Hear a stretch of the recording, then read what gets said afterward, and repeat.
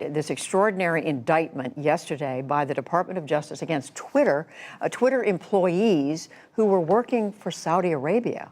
This is an extraordinary story, Judy. This is the first time that U.S. prosecutors have accused Saudi Arabia of surveilling people inside the United States. The story is basically two Twitter employees, one of whom is a U.S. citizen, accused of accessing info that we give to Twitter, our private information basically, and sending that to the Saudi government. And the specific users' info they accessed, those were activists, those were dissidents, those were people critical of the Saudi government. So bottom line, this is the Saudi Arabian government basically infiltrating Twitter to contact and persecute its critics. Earlier this year, my colleague Layla Karan and I, we sat down with multiple of these Saudi critics. We interviewed actually dozens of people about this crackdown, and that crackdown went not only on Twitter, but used Twitter to go beyond Twitter. So we talked about the real-life ways that Saudi was pressuring some of its critics, and we talked to one critic, Abdullah Alud, here in D.C.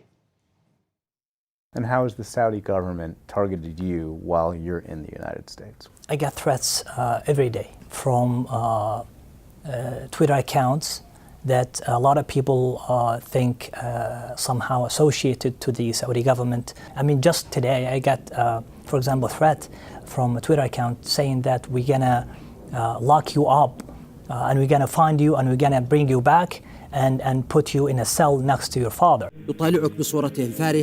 Aluda's father, Salman, is an outspoken activist and scholar who's released his own videos and called for a change in the Saudi government. He was arrested and now faces the death penalty.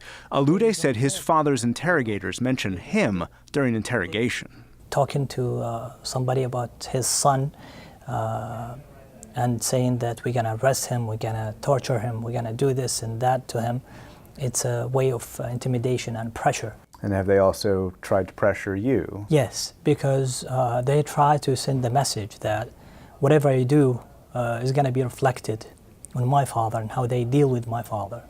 Alode says how the Saudis deal with him here is surveillance. He says in 2016, before a public event, he was approached by another Saudi citizen who said he was there to spy and report back. The Saudi government has no limits. So if you're dealing with somebody like this, it's just scary.